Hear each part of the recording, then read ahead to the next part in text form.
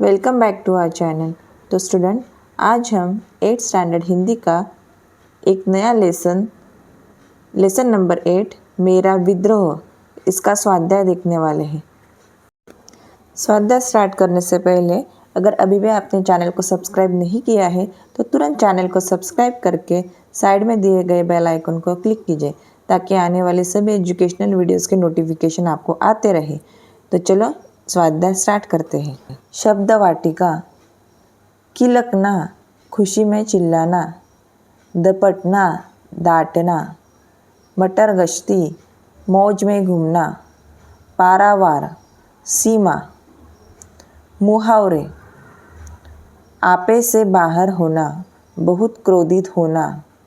आवक खड़ा रहना, अचंभित हो जाना। काफुर होना, गायब हो जाना। नीचा दिखाना, अपमानित करना। तिलमिला जाना, गुस्सा होना। चौपट करना, बर्बाद करना।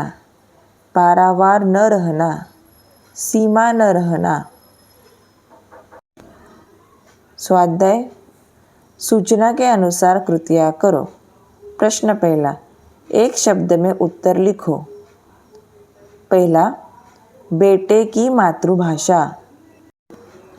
बेटे की मातृभाषा इस लेसन में कौन सी बताई गई है? घर पे वो कौन सी भाषा बोलता था वो हमें बतानी है। बेटे की मातृभाषा हिंदी थी। प्रश्न क्रमांक 2, बेटे की शिक्षा की माध्यम भाषा मतलब स्कूल में वो कौन सी भाषा सीख रहा था? उत्तर, बेटे की शिक्षा की माध्यम भाषा अंग्रेजी थी। प्रश्न क्रमांक 2, संक्षेप में लिखो। पहला, रमन के जन्मदिन पर न जाने देने के बाद लड़के द्वारा किया गया विद्रोह। उसने किस प्रकार विद्रोह किया था वो हमें लिखना है। उत्तर, रमन के जन्मदिन पर न जाने देने के बाद लड़के द्वारा किया गया विद्रोह जोर जोर से लड़ना, जीत मचाना और रोना चिल्लाना, यह सब उसने घर पे किया था। प्रश्न क्रमांक 2, नुक्कड़ की दुकान से घर लौटने पर बेटे द्वारा देखा दृश्य।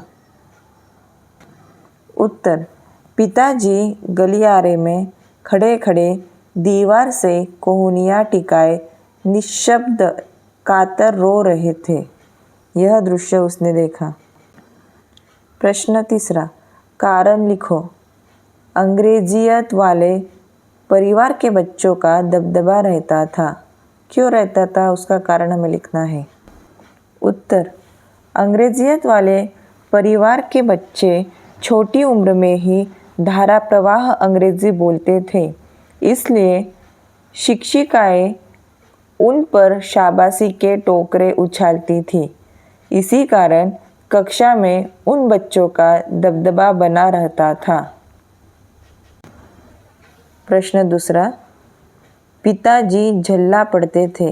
क्यों झल्ला पड़ते थे उसका कारण हमें लिखना है। उत्तर, लड़का कभी डोनेशन या सालाना जलसे आदि के लिए चंदे वगैरह की छपी पर्चियाँ लाता तो पिताजी उस पर फिजूल खर्च करने के लिए झल्ला पड़ते थे। यह कारण था कि पिताजी बच्चे के ऊपर झल्ला पड़ते थे, मतलब चिढ़ते थे। प्रश्न तीसरा, लड़के की माँ उसे पढ़ा नहीं पाती थी। क्या कारण था कि लड़के की माँ उसे पढ़ा नहीं पाती थी? उत्तर, लड़के की माँ को हिंदी आती थी और लड़के का स्कूल अंग्रेजी माध्यम का था, इसी वजह से वह लाचार थी और उसे पढ़ा नहीं पाती थी। प्रश्न चौथा, ऐसे प्रश्न बनाओ जिनके उत्तर निम्न शब्द हो।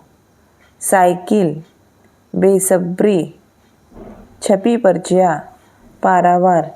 हमें इन शब्दों को लेके क्वेश्चन फॉर्म करना है। प्रश्न पहला होगा, लेखक पिता के साथ किस पर बैठकर स्कूल गया था? इसका उत्तर होगा साइकिल। प्रश्न दूसरा, बेसब्री। उत्तर, लेखक रमन की वर्षगांठ का इंतज़ार कैसे कर रहा था? इसका उत्तर होगा बेसब्री से कर रहा था।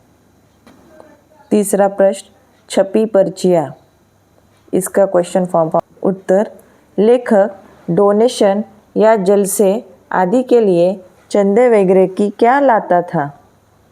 इसका उत्तर होगा छपी पर्चियाँ।